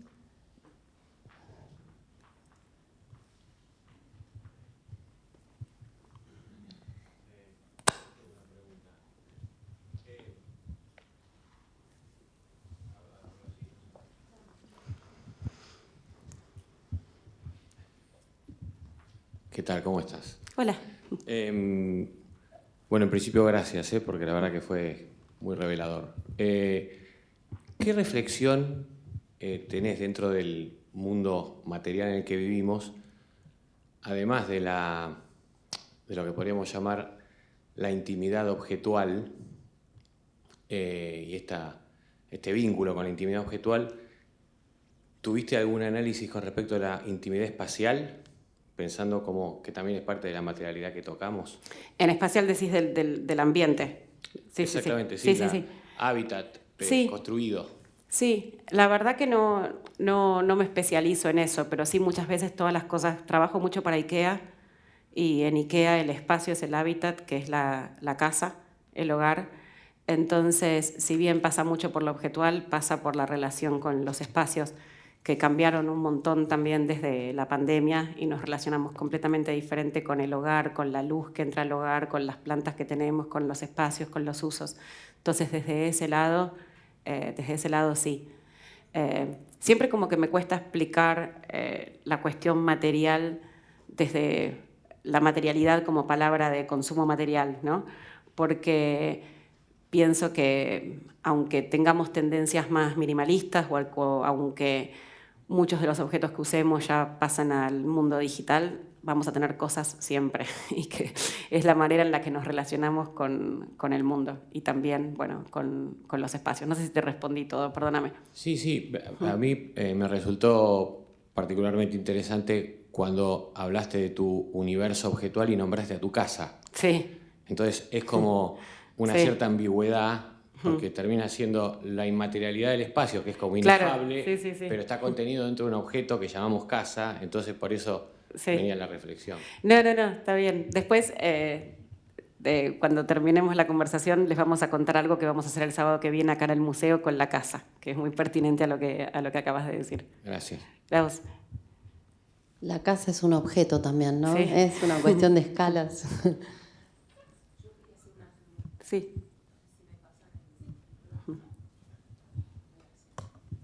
Paula, gracias por la charla, fue realmente conmovedora. Me queda una pregunta por hacerte, que es si pensás que existe una etnografía social, porque los ejemplos que vi eran ejemplos de investigaciones de cómo cada uno usa las cosas, pero también hay un tema vincular de cómo un colectivo usa las cosas, piensa las cosas y qué cosas emergen de ese uso colectivo o de esa comunidad. Sí, totalmente. El último proyecto que hice en enero lo hice en el Reino Unido sobre transporte público y paradas de colectivo. que fue en ese momento que Caro también me compartió tus paradas de colectivo y cómo resistieron Diana Cabeza diseñó con Martín aquellas paradas de colectivos donde vemos esas imágenes argentinas donde están todos en Buenos Aires subidos arriba y de Metrobús y que resisten. Así que, bueno, sí, el último proyecto que hice fue sobre transporte público en la ciudad de Manchester, de Leicester y de Londres, y es cómo se usa ese espacio que es un espacio que le pertenece a todos y a nadie, un espacio que se vandaliza, un espacio donde cada vez resulta más difícil a veces convivir. Hay muchas tendencias de hacer que las paradas de colectivos en Inglaterra vengan con todo, con Wi-Fi, con cargador de USB, con pantallas digitales, todo por demandas que se siente que la gente va queriendo, pero los lugares se transforman en refugios, atraen a un público que no es el público que supuestamente tendría que estar en el colectivo, la persona que espera el colectivo se siente incómoda porque hay uno tomando cerveza y cargando el teléfono y usando...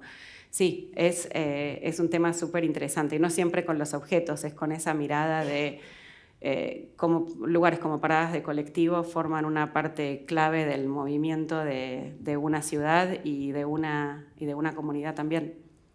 Sí, y lo que hice sobre pandemia, sobre el empoderamiento financiero, era algo mucho más social también.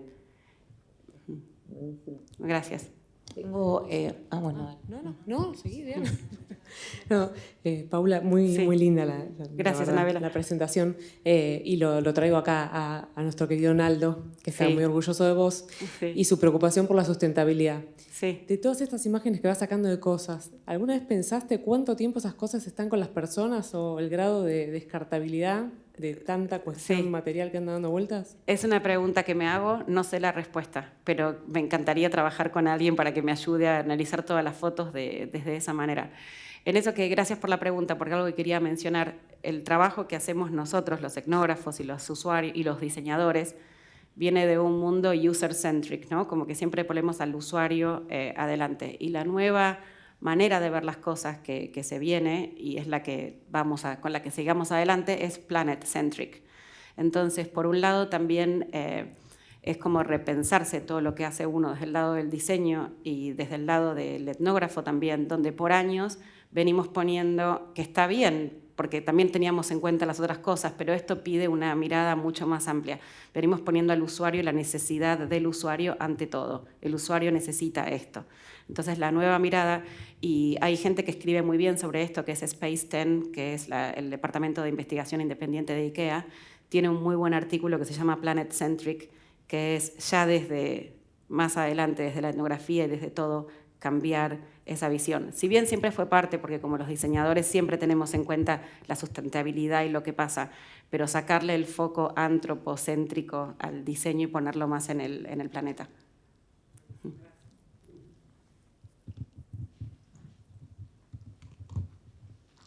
Hola, muchas gracias por la presentación, estuvo muy buena. Gracias. Me preguntaba, me quedó mucho eso de la nena de 2 años que tocaba todas las cosas. ¿Alguna vez consideraste revisitar a estas personas para volver a sacarle fotos y ver cómo es que evolucionó las cosas que tocaba en un día? Totalmente.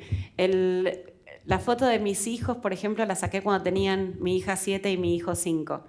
Y el año que viene van a tener 17 y 15. O sea, entonces... Mi hija está desesperada para que haga la foto de ella, y de lo que siempre hablamos, que lo único que queda es Cupcake, que es un muñequito con el que se va a dormir. Y eso es lo único que sabe que ya no, que es la única cosa que va a estar en esa foto y otras ya no van a estar más. Ahora lo interesante de las fotos también es que ya ahora el año que viene puedo decir hay fotos que ya tienen 10 años, cosa que antes no. Entonces creo que esa mirada me va a ayudar a ver cosas nuevas en las fotos y también a revisitar los cambios de los objetos. Esa nena de 2 años la fotografié en el 2015, o sea que en 2 años va a tener 12. Me imagino que será muy diferente. Gracias. Hola, sí, muchas gracias. Muchas preguntas y algo que me intriga. Dijiste que fuiste a casas que estaban repletas de objetos y que era casi imposible ingresar. Sí.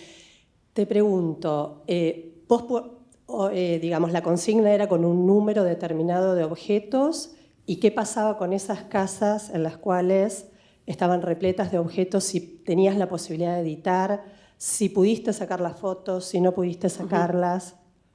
No, gracias. Dio 2 ejemplos de cosas diferentes, o sea, te respondo, pero están separados. Lo de los objetos era cada uno tenía que compartir todos los objetos que había tocado en su día, entonces no había mucha edición. Más que nada era, ¿te acordaste de esto? O sea, hay cosas por las que vas por la vida sin pensar que estás tocando. Entonces, por ejemplo, alguien me traía la taza de té, entonces yo era, ¿dónde está el saquito, la cuchara y el azúcar? O el shampoo, ¿dónde está el jabón y la crema de enjuague?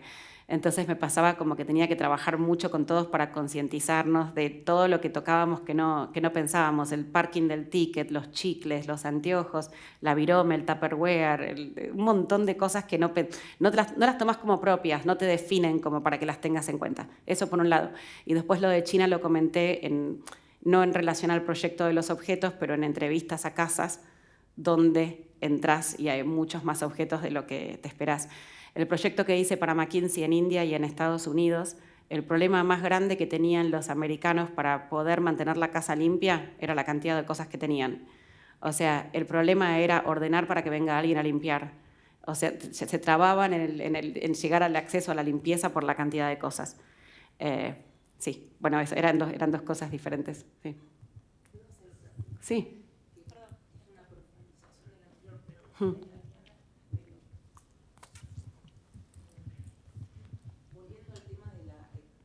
Volviendo al tema de la etnografía social, me quedé pensando cuando estabas mostrando las imágenes, si haciendo un estudio de estos relevamientos interesantes y realmente apabulladores, que son geniales, ¿no pensaste en hacer un estudio, o no pensarás, ¿no? O lo tenés en tu agenda, de hacer un estudio, digamos, etnográfico social vincular, en donde no te remita el resultado a un producto ya hecho, sino que a partir de ese estudio vos puedas tener una lectura intuitiva de un futuro de uso, que sería como un poco como trabajan los artistas, o sea, intuir a partir de una lectura, de una realidad, un uso potencial que no existe. Sí.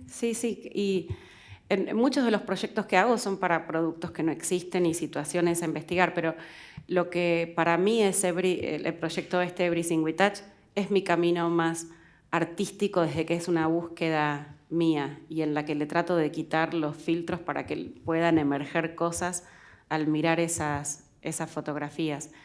Pero sí, es una búsqueda y no sé a dónde voy por ahora, a seguir haciéndolo. Sí, me parece bárbaro. Sí. A seguir buscando. Sí, a seguir buscando. E intuyendo. Sí. Hay un libro de Richard Duggan que se llama La memoria intuitiva, es sobre la memoria intuitiva. Mis alumnas, Michelle y Felicitas, a lo mejor se acuerdan, que la memoria intuitiva, que es de inteligencia y memoria intuitiva, y habla de todas esas cosas que vamos intuyendo basado en las experiencias que tuvimos, y es inteligencia intuitiva es la palabra. Así, de ahí va, a lo mejor por ahí va. Muchas gracias. Hola. Quería hacer un comentario acá atrás. Sí, no te veo. Hola. ¿Qué tal? Bueno, también agradecerte la conferencia, la exposición del trabajo. Quería comentar algo que me así como se me presentó, ¿no? Frente a la exposición que hiciste por un lado, es como que sentía que había una enorme cantidad, sobre todo las imágenes del principio, del comienzo, no las primeras, pero sí a continuación los videos que hiciste de tus observaciones por ahí más, de tomas más caseras, ¿no? De cámara oculta. Pensaba en el ruido visual que se presentaba, digamos, cuando los objetos no se presentan ordenados, ¿no? Cuando las cosas no están ordenadas, la densidad que se presenta como imagen, como ruido, que es en la que vivimos permanentemente, ¿no?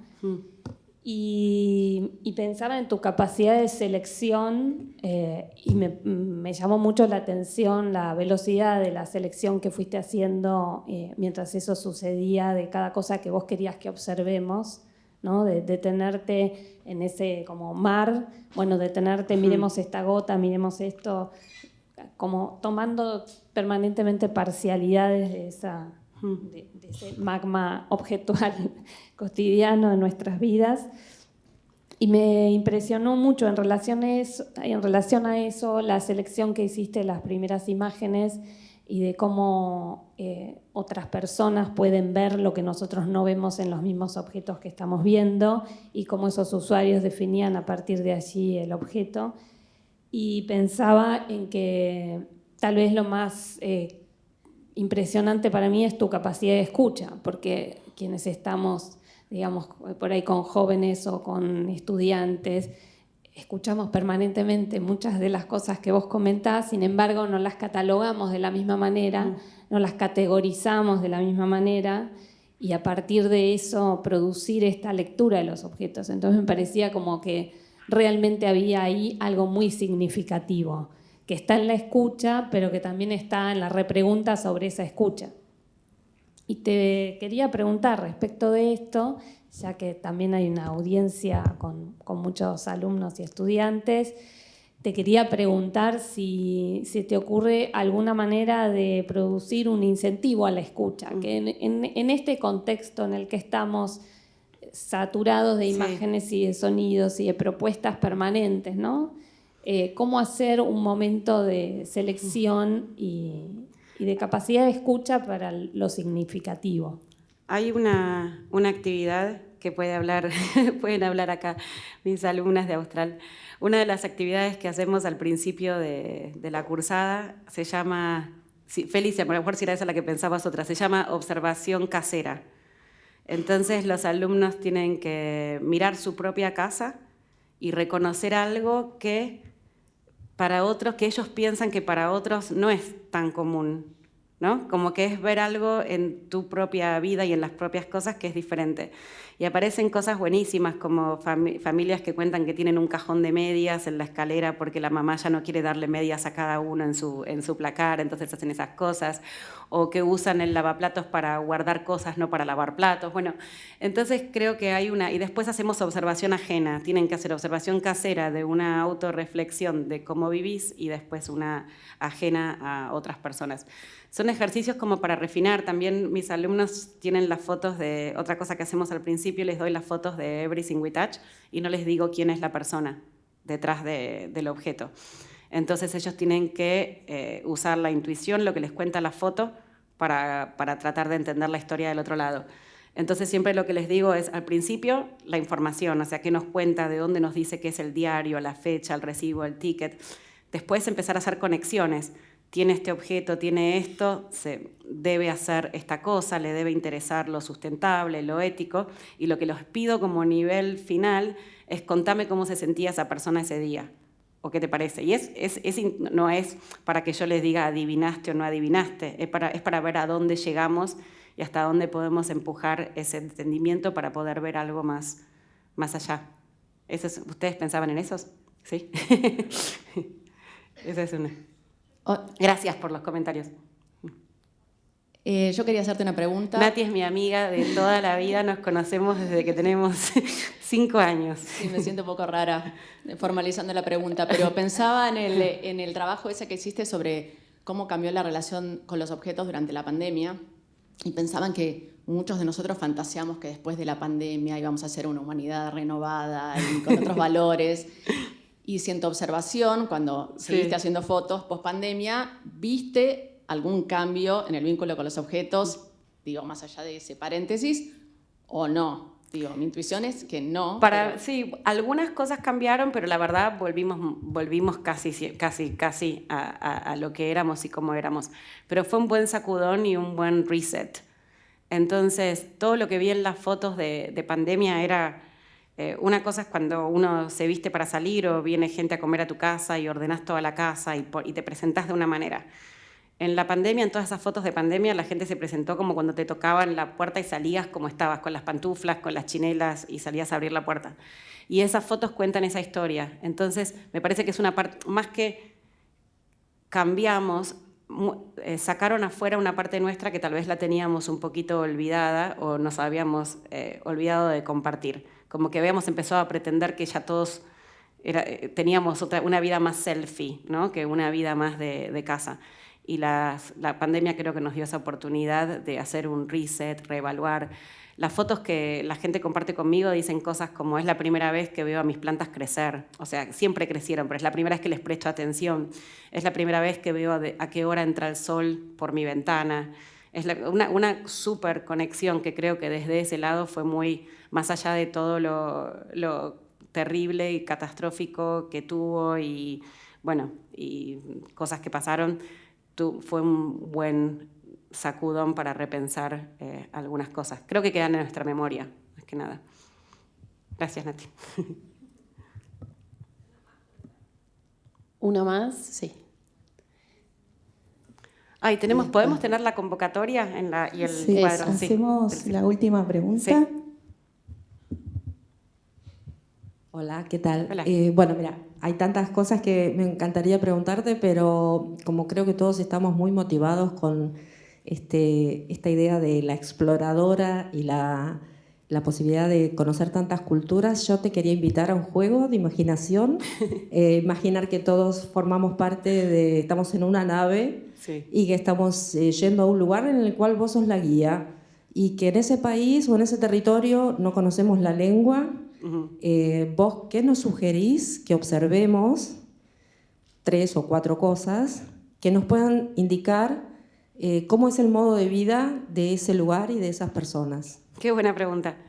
La conducta, cómo se vinculan entre ellos, número 1. Cómo se expresan, número 2. Número 3, cómo sobreviven, desde lo que comen a cómo trabajan o cómo lo hacen. Y número 4, cómo compensan, qué hacen cuando o están agotados o no pueden más. Todos compensamos. Sí. No, a vos, buena pregunta. Muy buena. Sí. Bueno.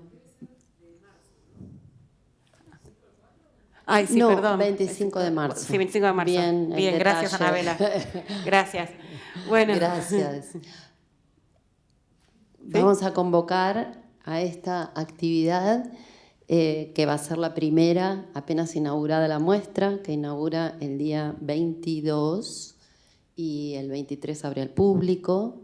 El 22 se inaugura con una conferencia del escritor Martín Cohen y Paula puede contar de esta convocatoria y ya convocarlos y que reproduzcan la convocatoria entre estudiantes, amigues, profesores. Lo que queremos hacer con el museo, y que vuelve a tu pregunta de la casa y lo objetual de antes, es convocarlos a todos a que vengan el sábado 25 de marzo a las 11 de la mañana con un objeto que signifique mi casa, lo que sea. Se puede interpretar como ustedes quieran, que simbolice y signifique, represente mi casa, cada uno.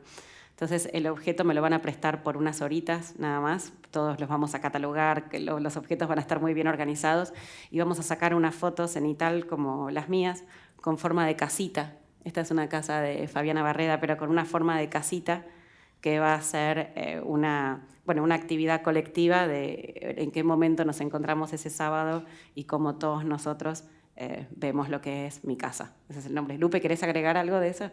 ¿No? Sí, así que los invitamos a todos a que piensen y reflexionen. Hacemos preguntas: ¿qué habrá? ¿Serán cosas funcionales? ¿Veremos un cucharón? ¿Serán cosas emocionales? Cada uno trae su historia. Bueno. Gracias, Caro. Gracias a Caro por estar acá. Gracias a Caro por estar acá conmigo en este momento.